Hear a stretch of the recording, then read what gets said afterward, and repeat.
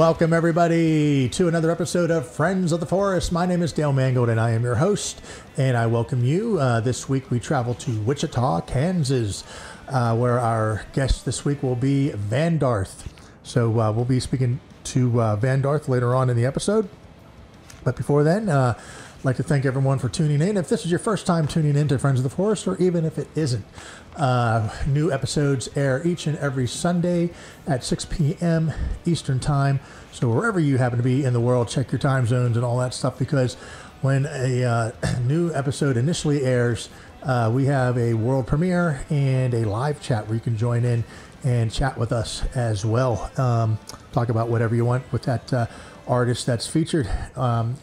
But moving on, we have a back catalog, so you can check all our playlists for past episodes. We have a lot of episodes. This is episode number 20, actually.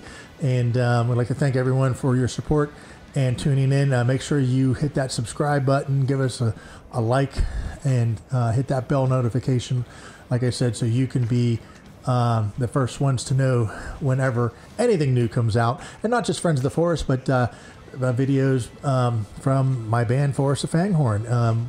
Check our playlist. We have a few official music videos. The River Styx and Got It featuring Lil Lenny are two of the main ones there, amongst other things on there as well. So without further ado, let's go on to the next part of the information before we meet our guest.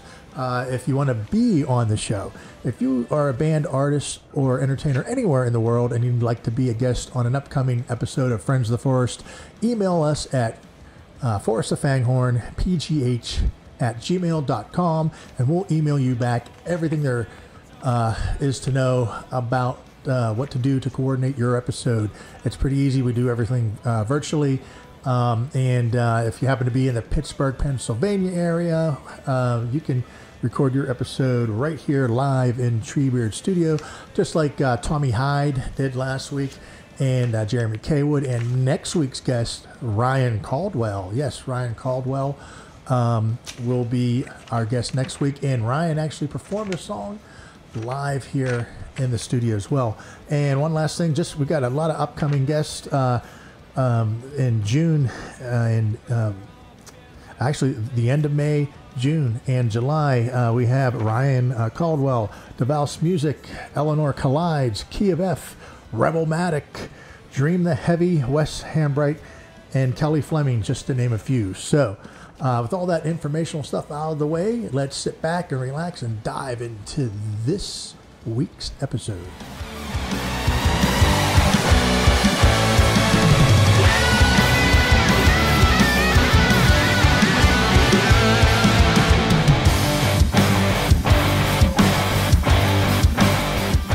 All right, welcome back.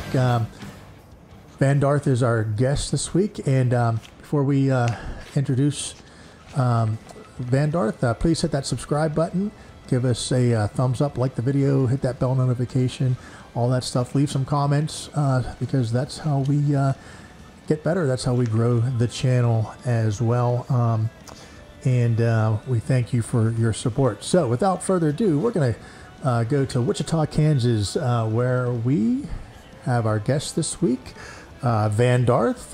Welcome to the show. It's cool to finally have you on the episode. Hey Dale, thanks a lot for having me on here. It's really cool. And we met through New Artist Spotlight. New Artist Spotlight, as you may or may not know, is a worldwide group of independent artists and independent musicians all around the world. We are all genres, everything from rock and roll to singer-songwriter to classical to country to rap, hip-hop, you name it. I'll put their website in the description down below. It's a free organization. We just have a lot of collaborations. We support each other through our social media sites.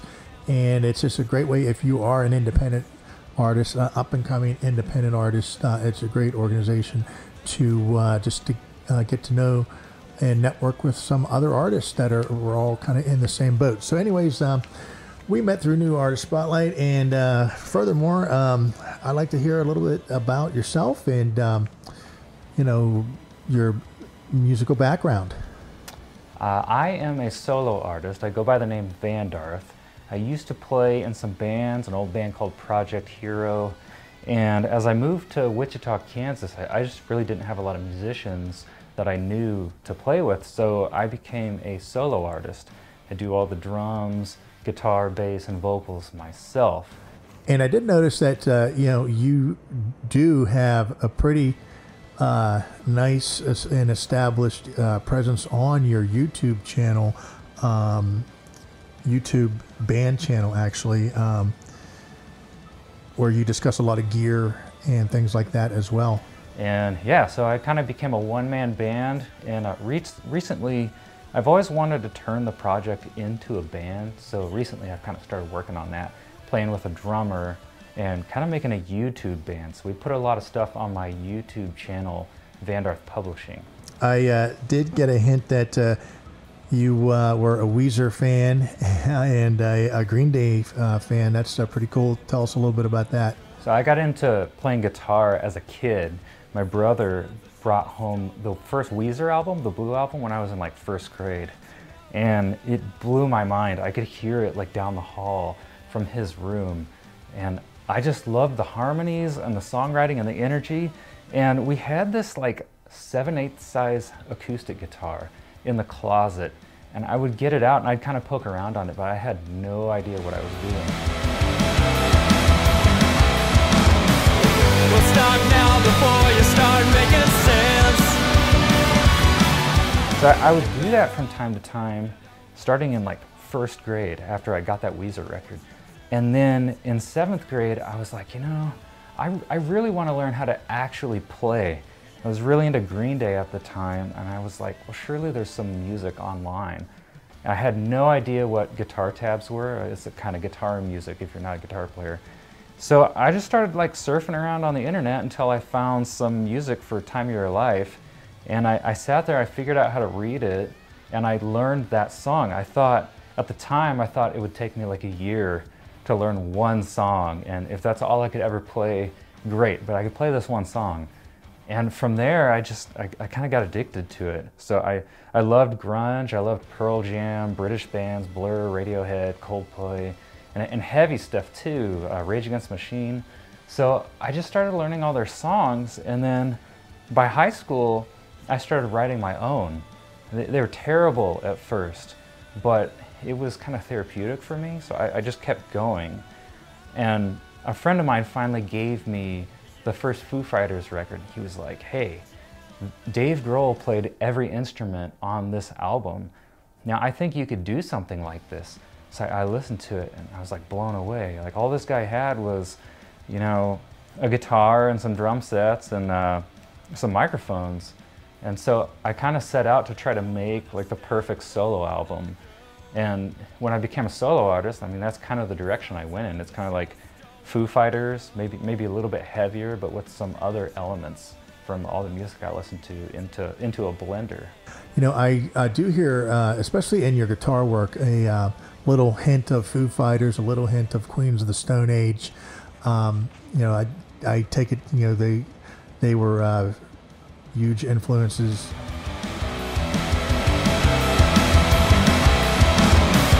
We'll start now before you start making sense. You're better off.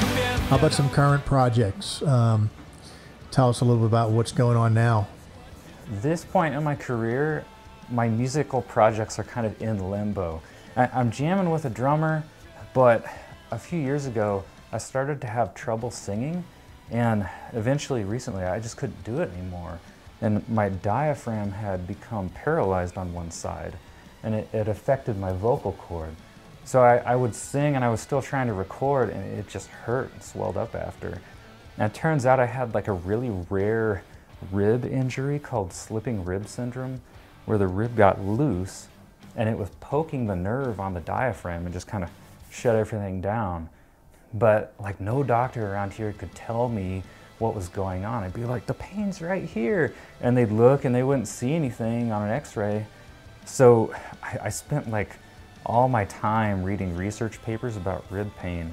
And I finally found out what it was. I went to a doctor. I had the surgery 2 weeks ago. So I'm kind of in the process of seeing if I'm going to be able to get back to singing or not.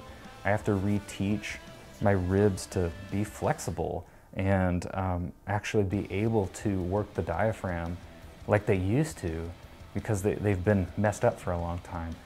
So I don't really know if I'm going to be able to make more music as a solo artist. I may have to finally, like, you know, reach out to other people and do some collaborations. And I want to sing, but I decided I'm okay with that too, because like I just want to keep making music, and I love playing with other people.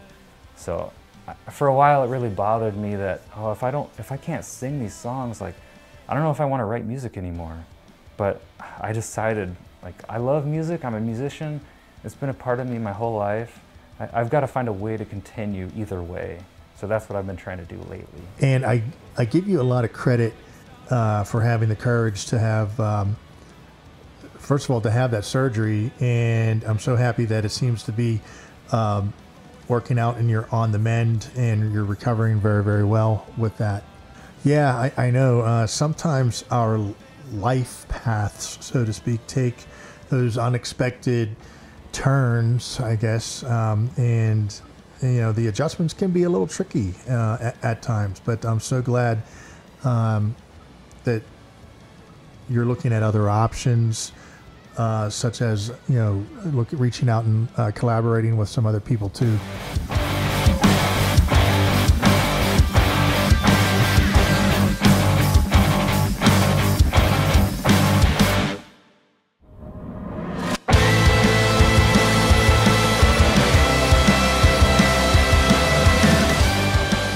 All right, let's talk about the song that you want to promote now. This Could Be Dangerous. Tell us a little bit about that. The latest song I've been promoting is actually off of my first solo album. I recorded it like, I don't know, 16 years ago, but I recently re-recorded the guitar and remixed it. It's called This Could Be Dangerous.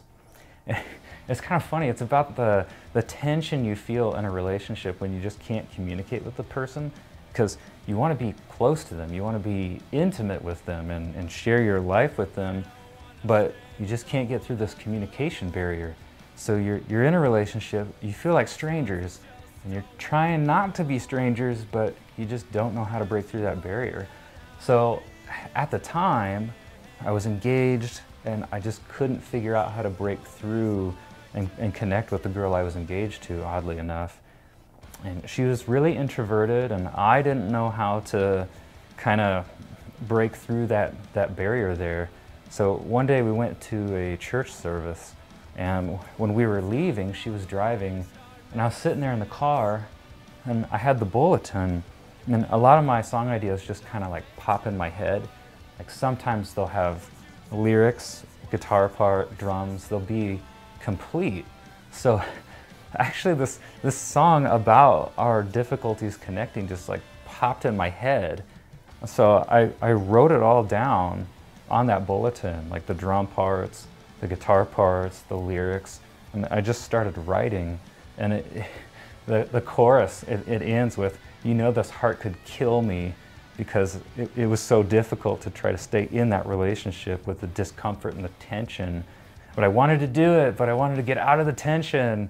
And that limbo is what that song's about. It's this hard-hitting punk song that I wrote on a bulletin from church. It's kind of funny. Wow, that backstory is amazing. You know, as a songwriter myself, at times, you know, the very unexpected things that happen can change an entire idea or thought pattern or thought process rather for a song, and it just hits you like bam, you know. The old quote unquote just came to me, you know, straight out of left field. So it's, you know, it's a props to you with that, and and not letting that affect the way that you did write the song. It's just like boom, you just seized the moment when that thought came into your head all of a sudden. When I redid the song recently, I wanted to update it a little bit to be more modern for, you know, 2023, 2024. So I added some synthesizer to it. And you can check that song out on Spotify under Vandarth. It's called This Could Be Dangerous. How about social medias? Where can people find you? If we did mention the YouTube channel before, where else can people find your music? I do have an Instagram and a Facebook under @Vandarth Music. And I also have a Twitter under Vandarth, but I'm pretty much exclusively a YouTuber right now. That's @Vandarth Publishing. That's where I put most of my content. I was doing some gear reviews, but now I'm trying to do some more story-driven stuff, like take people inside my musical journey and songwriting process, kind of show them some jam sessions with my band and behind the scenes of how we came up with songs, favorite artists that inspired us and how those songwriting techniques they used worked their way into our music and things like that. So check out my YouTube @Vandarth Publishing. All right, gear. I'm very impressed, with what you have hanging on the wall there. It's like not everyone's into gear. I mean, I kind of am, but I'm not at the same time. But how about talking about some of your guitars you have back there? I did notice the beautiful SG on the wall back there. Well, if you couldn't tell behind me, I kind of have like a guitar gear addiction. So the guitars on this album and on This Could Be Dangerous mostly feature Gibson humbuckers. Like, I love Flying V's, SGs, Les Pauls, and the one you hear on this album, it's very similar to this Flying V. I used to have the 67 reissue, and I traded it for the robot Flying V that I have back here, which has the exact same electronics. That was basically the sound that I wanted. I used Gibson's hottest pickup, the 500T. It's a bridge pickup, and I just plugged that into my Mesa and went to town. I have a lot of cool gear. If you listen to my acoustic stuff, back there is an old Gibson J45. That's kind of my acoustic that I've always recorded with. And I've got a custom Gibson SG 2013 SG Deluxe. So I totally customized that guitar, and that's one of the main ones that I use that I play live. It's got the Bigsby, but I added a bridge piezo pickup. So the bridge itself is actually a pickup, and if you turn it up, you can blend it in with the other pickups, and it has some unique wiring. So you can actually blend in the middle pickup with one of the other pickups. And you mentioned Mesa Boogie amps. I've always liked Mesa Boogies. I like Fenders too. It's especially a tube, a nice tube amp Fender. I actually have a Fishman acoustic amp that I play my saxophone through and my acoustic guitar through. There's something about an amp sound. Recently, I've really gotten into pedals and like modeling tone. Well, I guess now there's profiling, which is like the next evolution of guitar pedals that function as amps, right? Amp simulation. So I got into the Kemper Profiler Player and Amplitude, which is some software in the studio where you can plug in direct and not even use an amp, but you can use the tones of all these famous amps. I used to hate modeling and fake amps and stuff. Like, I was kind of a purist, like, oh, the only way to go is to use like a real tube amp.